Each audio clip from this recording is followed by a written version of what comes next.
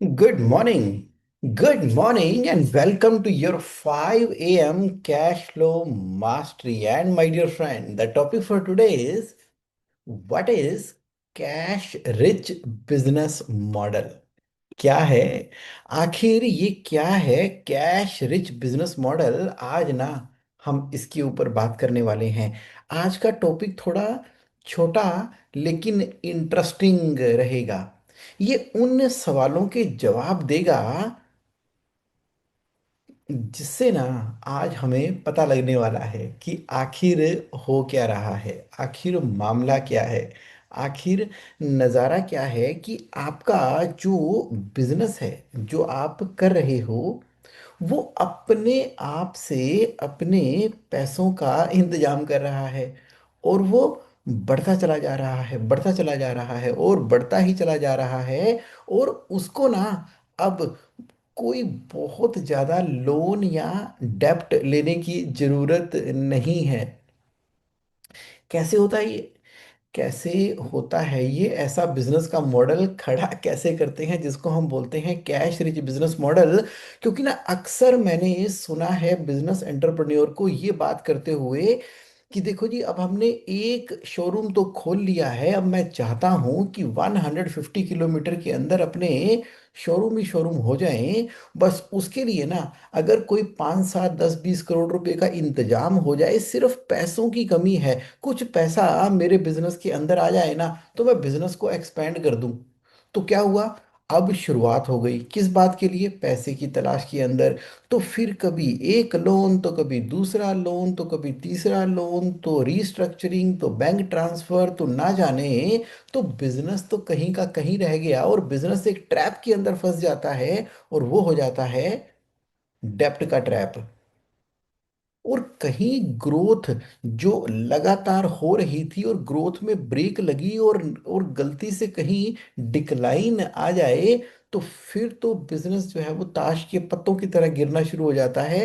क्योंकि फिर pressure build होने शुरू होते हैं सैलरी के, ईएमआई के, लोन के, और एक खतरनाक सा माहौल क्रिएट हो जाता है। तो ये बिजनेस अपने आप में इतना सक्षम और इतना सेल्फ सस्टेनिंग कैसे बने?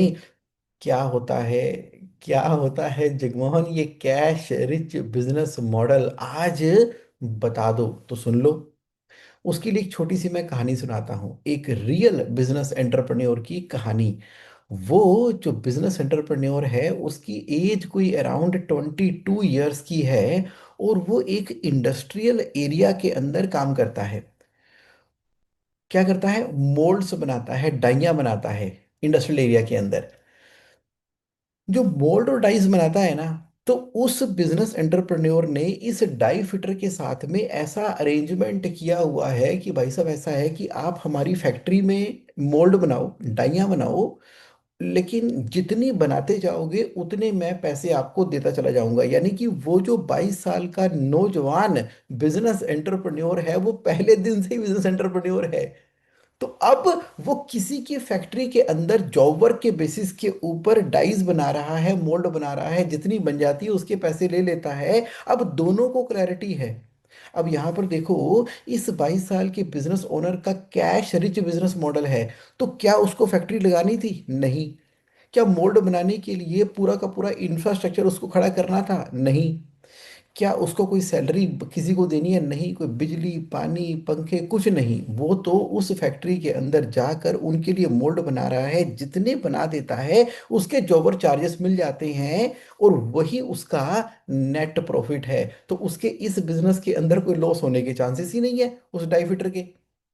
अच्छा, यानी कि यानी कि बिजनेस करने के लिए पैसा नहीं, आइडिया चाहिए होता है।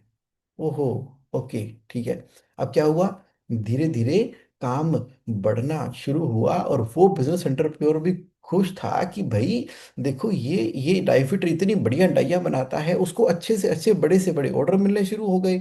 तो वो 20 22 25 डाइस का ऑर्डर लेकर आ गया, कौन? जिस फैक्ट्री के अंदर वो काम करते थे। तो अब इस डाई फिटर ने कहा कि आपकी जो जगह है ना, इतनी तो है नहीं कि यहाँ पर इतनी डाइयाँ बन जाए। अब ये करने के लिए कम से कम मुझे अपने साथ 3 4 बंदे भी रखने पड़ेंगे, तो कहीं जाके ये टाइमली ऑर्डर पास हो पाएगा।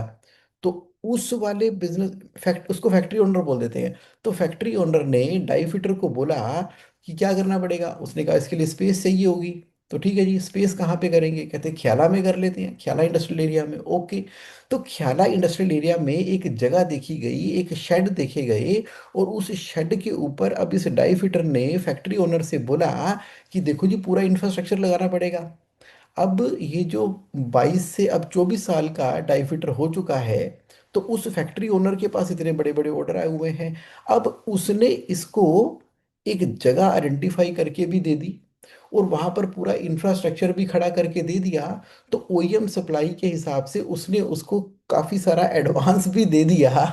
और वहां पर लेथ मशीन, मिलिंग मशीन लगने के लिए जो मशीनरी है, कुछ फैक्ट्री ओनर ने फाइनेंस कर दी और कुछ इसने लगा दी। बातचीत ये हुई कि मशीनरी, स्ट्रक्चर, इंफ्रास्ट्रक्चर भाई सब तेरा है। इनिशियली क्योंकि इतनी सारी डाइयाँ बननी है, उस समय ना मार्जिन भी बहुत हुआ करता था। अब इतनी सारी डाइयाँ बननी है, तो कोई बात नहीं, मैं तुझको इनिशियली फाइनेंस करता हूँ, लेकिन इस शेड वाली डाई फिटर के सेटअप को मैनेज और मेंटेन आपने ही करना है। अब देखो, वैसे देखा जाए तो ये 22 साल का डाई फिटर पहले एक छोटी सी नौकरी करता था, तो भी कमा रहा था, प्रॉफिट में था। अब फैक्ट्री ओनर से बात हुई, उसकी डिमांड सप्लाई का खेल था, इसका अपना शेड वाली फैक्ट्री बन गई है, 4 उसके वर्कर हैं, लेथ मशीनें भी आ चुकी हैं। तो बिजनेस करने के लिए पैसा कहाँ पे चाहिए था? बिजनेस करने के लिए तो बिजनेस का मॉडल चाहिए था। उस समय डिमांड और सप्लाई थी, उसके ऊपर पूरा का पूरा ध्यान रखा हुआ था। अच्छा जी, अब यहाँ पर वो धीरे धीरे वो फैक्ट्री शेड चलने शुरू हो गए। अब जैसे जैसे जैसे जैसे चीज़ें बढ़ रही हैं, अब ये जो डाई फिटर है, जो बिजनेस एंटरप्रेन्योर है, एक चीज़ का बड़ा खास ध्यान रखता है। वो क्या करता है? सतनाम वाहिगुरु करके जितने भी महीने की उसकी इनकम आती है ना, उसका एक बड़ा हिस्सा ना, उन्होंने गुरु नानक देव जी को अपना पार्टनर बनाया हुआ है। कहते जी 50% के आप पार्टनर हो जी, ताडी कृपा है जी। सब ताडी कृपा। तो वो क्या करता है, क्योंकि कहते हैं मैं तो एक डाई फिटर था जी, वो तो फैक्ट्री में काम करता था जी, उन्होंने खुद ही फैक्ट्री बना दी, यानी कि आप ही की कृपा से हो रहा है जी। तो जितना उन्होंने प्रॉफिट कमाना, हम तो बोलते हैं ना कि अपने प्रॉफिट का 10% तक अगर कैश रिजर्व निकाल सको तो बहुत बढ़िया। इन्होंने तो 50 50% तक के कैश रिजर्व रखने शुरू कर दिए। तो जो कमा रहे हैं बाबे नानक दा, 50% से रिजर्व करना, बाकी 50% से फैक्ट्री को मैनेज करना। अब उससे क्या हुआ? रिजर्व एक्यूमुलेट होने शुरू हो गए हैं। रिजर्व एक्यूमुलेट, और एक अपॉर्चुनिटी आई कि जो मशीनें हैं वो सीएनसी मशीन आनी शुरू हो गई हैं, कोई जर्मन की मशीन आनी शुरू हो गई हैं, तो क्या करें? वहां पर इन्वेस्ट करते हैं।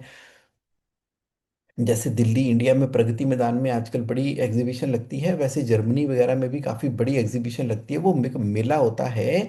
तो इसने कहीं से सुन रखा था, क्योंकि बिजनेस ओनर है, क्यूरियोसिटी है, डाइविटर है। इसने फैक्ट्री ओनर से बात की, तो फैक्ट्री ओनर को बताया कि भाई ऐसे ऐसे ना एक जर्मनी में एग्जीबिशन लग रही है, वहाँ पर नई नई मशीनें आई हैं, और क्यों ना वहाँ पर जाकर देखा जाए।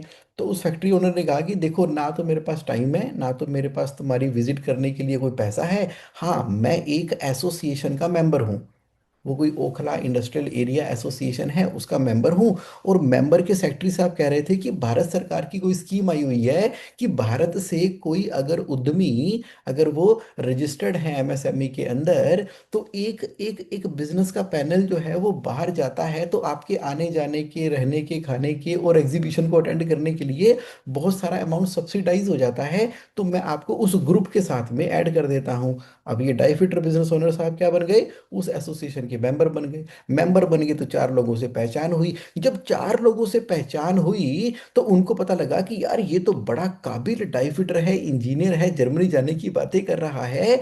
तो 10 12 क्लाइंट तो उसको उस एसोसिएशन से ही मिल गए। और जब ग्रुप वहां से उधर गया, तो अब यारी दोस्ती तो हो जाती है, हंसते खेलते जर्मनी विजिट करके आ गए। जर्मनी की नई टेक्नोलॉजी को समझ कर आए, उसके कोरस्पॉन्डिंगली अब वो है तो रामगढ़िया। अब राम गढ़िया काम बढ़िया।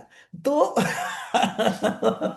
वो तो आंखों से ही नाप लेते हैं कि कौन सी डाई कितनी है, कहाँ कैसे कहाँ शॉट मारेंगे तो कितना निकल कर आएगा। उसके हिसाब से उन्होंने अपनी इंडियन मशीन को 70% इंडियन मशीन को मॉडिफाई कर दिया और एक नई मशीन का ऑर्डर भी दे दिया। और वहां पर उनको पता लगा, किसी ने बताया कि अगर हम फॉरेन करेंसी लोन लेते हैं तो ऑलमोस्ट फ्री के रेट के ऊपर 6 महीने का फाइनेंस हो जाता है, which is extendable to 3 year. कहते बात ही बन गई है। फिर तो मशीन वहां से उठानी है, यहाँ पर रखनी है, और पूरी की पूरी मशीन 100% फॉरेन कन्वर्टेबल एक्सचेंज के अंदर फाइनेंस अवेलेबल था, क्योंकि यहाँ पर एसोसिएशन वालों ने उसको राइट पर्सन से मिला दिया था। और वो पूरा का पूरा, उसको वो प्लांट बोला करते थे, थी वो मशीन ही, लेकिन एक स्कीम होती है जिसके तहत अगर आप बाहर से प्लांट इंपोर्ट करते हो और फॉरेन बैंक उसको फाइनेंस करता है, तो मात्र 3% पर एनम के रेट ऑफ इंटरेस्ट के ऊपर उस समय उन्होंने फाइनेंस करा दिया। अब देखो क्या है, इस बिजनेस एंटरप्रेन्योर के अंदर ना पैशन है, इसके अंदर जो है फायर है, इसके अंदर ना कुछ कर गुजरने की क्षमता है। और इसको पता है कि मुझे ऐसी ऐसी डाइस मोल्ड लोगों को सर्व करना है, चीजें बनानी है, तो रास्ते अपने आप बनते चले जा रहे हैं। कहाँ एक 22 साल का लड़का जो शेड के अंदर वडाइयाँ बनाता था, फिर ख्याल है कि शेड के अंदर उसने लेथ मशीन लगा दी, अब वो जर्मन इंपोर्टेड मशीनरी के हिसाब से काम कर रहा है और अच्छा खासा कैश रिजर्व है। अरदास करता है, वो बोलता है बाबा जी, ਤੁਹਾਡਾ कैश रिजर्व लगा लो हाँ, मैं खर्च नहीं रहा। ਤੁਹਾਡਾ कैश रिजर्व जो है वो ना मशीनों में ही लगना है जी। वो देखो जी, बैंक में पड़े रहे या मान लो गोल्ड में पड़े रहे, आपके आपके ही है जी, ये फैक्ट्री भी आप ही की है जी। तो बाबा जी का नाम ले लेके उस पैसे को उसने, यानी कि देखा जाए इनडायरेक्टली जो प्रॉफिट कमाया जा रहा है बिजनेस के अंदर, उस प्रॉफिट को री इन्वेस्ट किया जा रहा है in the process of building the plant and machinery. तो वो करना शुरू कर दिया। तो उसके बाद क्या होगा, मार्केट के अंदर नाम आना शुरू हो गया। अब उस एसोसिएशन के अंदर एक बार किसी स्पीकर ने बोलने के लिए आना था, और ये इस एसोसिएशन के अंदर वो जत्थेदार बन गए, यानी कि एक मैनेजिंग मेंबर बन गए। अब वो स्पीकर आ नहीं रहा था, तो सबने लोगों ने बोला कि देखो जी, स्पीकर तो आ नहीं रहे एसोसिएशन के अंदर, और अब 1 घंटे का स्लॉट खाली है, तो भाई साहब आप ही बोल दो कुछ ना कुछ। वो कहते मैं क्या बोलूं जी, मैंने जिंदगी में नहीं बोले, मैंने तो लेथ मशीनें चलाई है, मैं तो डाई फिटर हूँ, मेरे को तो ठीक से मतलब स्टेज पे खड़ा भी नहीं होना आता, तो मैं जी क्या बोल दूंगा जी वहां जाके, वो भी 1 घंटा। कहते 5 मिनट मेरी आवाज ना निकले स्टेज पे और आप कह रहे हैं 1 घंटा। कहते क्या करें, अब एसोसिएशन का मामला इज्जत का सवाल है, कोई तो बोलेगा, सारी दुनिया बैठी हुई है, एनुअल इवेंट चल रहा है हमारा, तो क्या करें। अब भाई साहब ने क्या किया, कहते ठीक है जी। वो कहते करूं क्या, किसी ने सलाह दी कि अरे हम जर्मनी गए थे ना, तो जर्मनी की कहानी सुना दे वहां पे, और बताओ कि किस तरह से डाइयाँ बनती हैं, मोल्ड बनते हैं, वही सिखा दे लोगों को मोल्ड कैसे बनते हैं। कहते, ठीक है जी, मरता क्या ना करता। वो खड़ा हो गया स्टेज के ऊपर। स्टेज पे खड़ा होके उसने जो बारीकी से बताना शुरू किया कि इतने ग्राम का लोहा लेके उस पे इतनी झरियां लगा के लेथ मशीन से निकाल के जब ऐसे बनाते हैं ना, तो इस तरह का प्रोडक्ट बनता है, और उसके ऊपर इस तरह की मशीन लगती है, और चाहिए हो तो जर्मनी से भी। अब लोग उसकी उस इनोसेंट प्यार भरी बात से इतने इंस्पायर हुए, इतने इंस्पायर हुए, कहते यार क्या बोलते हैं ये, क्या दिल से बात करते हैं, और क्या वाकई इन्होंने अपना रियल लाइफ एक्सपीरियंस शेयर किया है। लोग ना बड़ी जल्दी कनेक्ट कर जाते हैं रियलिटी से, प्रैक्टिकल से, और असली लोगों के साथ में। उसके लिए किसी भी तरह की कोई पीपीटी या कोई बड़े बड़े शोशोबाजी नहीं चाहिए होती। तो बस फिर क्या था, तो सडनली उनको एक कॉल आ गया कि आपको मुझे मिलवाना है किसी के साथ में कुछ, क्योंकि उस एसोसिएशन के अंदर जो चेयरमैन आए हुए थे, उनका सीधा टाटा ग्रुप से ताल्लुक था। तो उन्होंने मीटिंग के लिए बुला लिया। अब टाटा ग्रुप के साथ ताल्लुक हो गया और सारी बातचीत हुई। तो उन्होंने कहा कि हम जो न्यू डेवलपमेंट कर रहे हैं अपनी गाड़ी की, और उसमें जो इस तरह के खास खास प्लास्टिक कंपोनेंट्स लगते हैं, किसके अंदर खास कंपोनेंट लगते हैं हमारी गाड़ी के अंदर, और हमारा एक जॉइंट वेंचर हो रहा है थाईलैंड के साथ में, और ये जो पार्ट्स प्लास्टिक कंपोनेंट बनने हैं, तो उसके अंदर अब आपको इन्वॉल्व होना है। ठीक है जी, इन्वॉल्व होना है, उसके लिए क्या करना पड़ेगा, पूरी की पूरी फैक्ट्री लगानी पड़ेगी। कहते कोई दिक्कत नहीं है, अभी हमारा एक प्लांट है कोलकाता में। कहते कोलकाता में, हम तो दिल्ली वाले बंदे, कोलकाता में। कहते कोई बात नहीं, आप वहां पर उसको पूरा सेटअप करा कर आओ, फिर उसके बाद उसको हम ग्रेटर नोएडा और नोएडा के अंदर भी एक्सटेंड कर देंगे। वैसे हम ग्रेटर नोएडा में ही करेंगे। चलो ठीक है जी। तो वहां से बात बननी शुरू हुई, तो वहां से कॉन्ट्रैक्ट मिलने शुरू हुए। आज उनकी 5 फैक्ट्रियां हैं और 3,000 लोग उनके बिजनेस के अंदर काम करते हैं। और कमाल कर रखा, उन्होंने धमाल मचा रखा है और पता नहीं क्या कर रखा है। और वो 22 साल का बंदा अब आज की डेट में काफी बड़ा हो चुका है एज वाइज। बट उनकी जो जर्नी है, ये 20 सालों की जर्नी, 20 सालों के अंदर इतना बड़ा बिजनेस का अंपायर खड़ा कर दिया जी। सवाल ये पैदा होता है कि इतने से बिजनेस से इतना बड़ा बिजनेस कर दिया है, तो इस बिजनेस मॉडल में ऐसी खासियत क्या थी? अरे ऐसी खासियत क्या थी इस बिजनेस मॉडल के अंदर? पैसा कहाँ से आया? लोन कहाँ से आया? वरना अगर किसी फैक्ट्री के मालिक को डाइयाँ बना बना के सप्लाई करनी हो, तो लोहा तो पहले खुद खरीदना पड़ता है। अगर लोहा खुद खरीदेंगे तो एडवांस में पेमेंट देंगे तो ही तो लोहा खरीदेंगे। उसके बाद डाई बनने में महीने 2 महीने लगते हैं। फिर वो बना के अगर आप फैक्ट्री मालिक को सप्लाई करते हो तो उसकी पेमेंट भी वो 45 डेज के अंदर करता है। अगर ज़्यादा डाइयाँ बनानी है तो हमें क्या करना पड़ेगा? ज़्यादा लोन लेना पड़ेगा। इसका मतलब ये हुआ कि एक आम बिजनेस एंटरप्रेन्योर का ट्रेडिशनल दिमाग कैसे सोचता है? ऐसे ही सोचता है। कैसे होगा जी? कोई मुझे क्यों पैसे देगा जी? ये तो करना पड़ेगा जी, ये तो एडवांस में मिलता है जी, मार्केट में जो है कंपटीशन ही बड़ा है जी। ओ हो आहा हा ये वो इसका मतलब ये है कि भैया, दोस्तों, यारो, मेरे प्यारो, एक बार ना, एक बार अपने बिजनेस मॉडल पे जरा नजर मारो। किसके ऊपर? बिजनेस मॉडल के ऊपर। क्या करो? देखो, और देखो कि इसके अंदर वो कौन सी ऐसी बड़ी प्रॉब्लम है जिसको कि आपका बिजनेस का मॉडल सॉल्व कर रहा है। क्या मतलब हुआ? ऐसी कौन सी बड़ी प्रॉब्लम है जिसको आपका बिजनेस सोल्व कर रहा है, और इसको ना हम जरा यहाँ पर एक स्लाइड पे लेके जाते हैं। मैं आपको उस स्लाइड पे लेके जा रहा हूँ, जिससे कि मैं अपनी बात को अच्छे तरीके से कह सकूं। ये देखो, ये देखो जरा अपने बिजनेस मॉडल को इस स्लाइड के हिसाब से देखो। देखो, आपका जो बिजनेस मॉडल है, बिजनेस का मॉडल, बिजनेस जो कि एक प्रॉब्लम सोल्व कर रहा है मार्केट की, उसकी गरारियां मॉडल के साथ में अटैच है। तो प्रॉब्लम सोल्व करने पे जितना फोकस रहेगा, जितनी चक्री घूमेगी, उसके बिल्कुल विपरीत दिशा में मॉडल घूमेगा, यानी कि उतना कैश ऑटोमेटिकली जनरेट हो जाएगा। अरे पता तो लगे, what do you offer to you customer, what, क्या वैल्यू मांग रहा है? वो जो फैक्ट्री का मालिक था ना, उस समय उसको ये चाहिए था कि मेरी फैक्ट्री में कोई डाई फिटर काम करे, उसको फिक्स सैलरी ना देनी पड़े, जॉब वर्क पे काम कर ले, तो मेरा काम बल्ले बल्ले। तो इस 22 साल के लड़के ने उस समय उस वैल्यू प्रोपोजिशन के हिसाब से अपनी सर्विसेज को दिया, और जो उसको पैसा मिला वो उसका नेट प्रॉफिट था। व्हाट?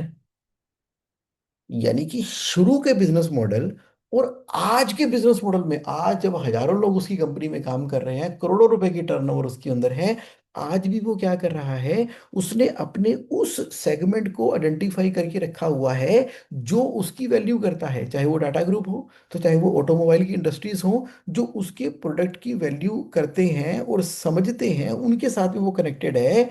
तो यानी कि उनकी प्रॉब्लम को वो सोल्व कर रहा है।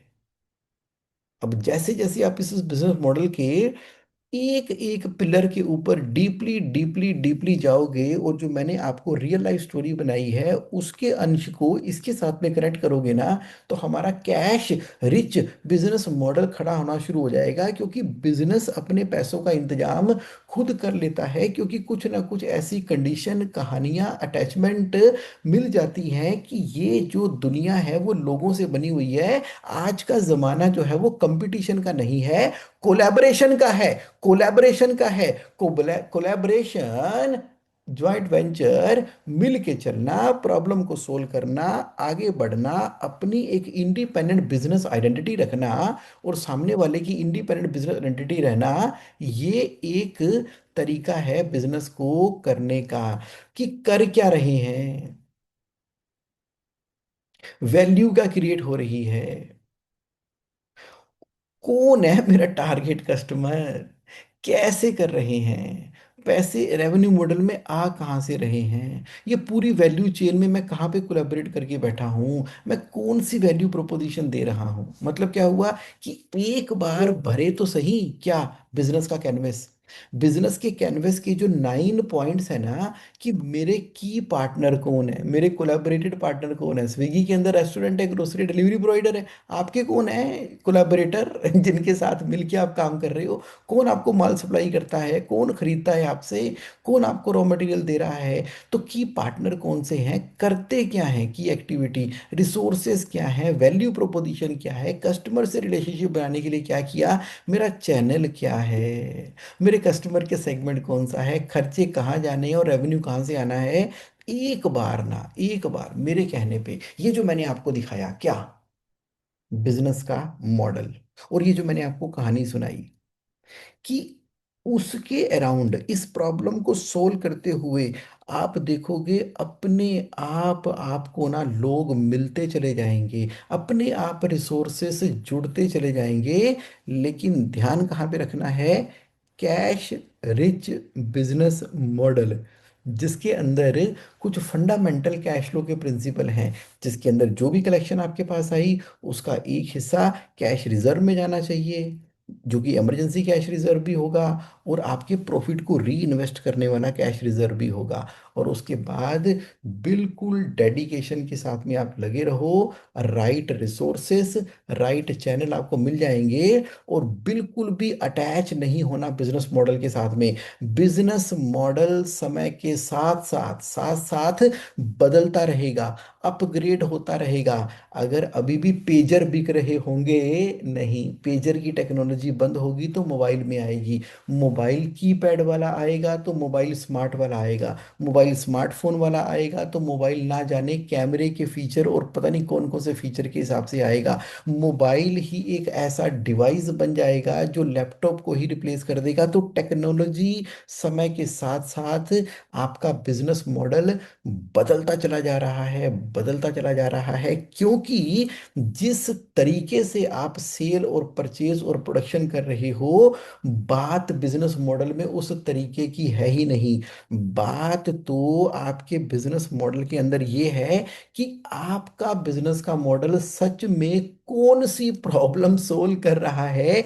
क्या सच में ये वाला बिजनेस मॉडल आज वैल्यू एडिशन करने के काबिल लायक है कि नहीं। नहीं तो मॉडल अपग्रेड हो जाएगा, अपग्रेड हो जाएगा, अपग्रेड हो जाएगा। जब मॉडल अपग्रेड हो जाएगा, चेंज हो जाएगा, ट्रांसफॉर्म हो जाएगा, तो वो मैग्नेटिकली, हर बिजनेस के अंदर मैग्नेटिक पावर है, तो वो पैसे खींच ही लेगा, अट्रैक्ट कर ही लेगा। जैसे उस फैक्ट्री ओनर ने इसको ख्याले में शेड क्यों बना कर दिया, मशीनें क्यों दिलवा कर दी, क्योंकि उसको 20-22 डाइयों के ऑर्डर आए हुए थे, उसको पता था यही मेरा रिलायबल बंदा एग्जीक्यूट करके देगा, इसलिए उसने दिए। तो यानी कि ऐसी प्री कंडीशन क्रिएट हो जाती है उस बिजनेस मॉडल के अराउंड में, वहां पर ध्यान देना है, यहाँ नहीं ध्यान देना। लोहा खरीदा, छीला, बेचा, कमोडिटी खरीदी, छीली, बेची, business model is the answer to all the question. तो चलिए, चलिए यही यही टॉपिक था आज का।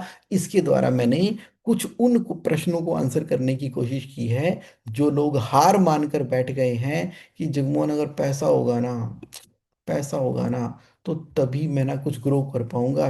बस पैसों का इंतजाम करा दो, 5-10 करोड़ का इंतजाम करा दो, 100 करोड़ का इंतजाम करा दो, पैसे दे दो, पैसे दे दो, तो कहीं हो पाएगा। मैं कह रहा हूं नहीं, पैसे लेने किस चीज के हैं, पैसे बिजनेस मॉडल के लेने हैं। भाई जगमोहन को बिजनेस मॉडल तो दिखाओ, ताकि आपका पिच डेक तो बने, आपकी वैल्यूएशन तो बने। बिजनेस मॉडल से पिच डेक की पीपीटी बनती है, और वहां से वैल्यूएशन निकल कर आती है, और वहां से फिर नेक्स्ट लेवल के ऊपर जाते हैं। चलिए, मैं अभी आपको लेके जा रहा हूँ जेएसए ऑनलाइन के ऊपर।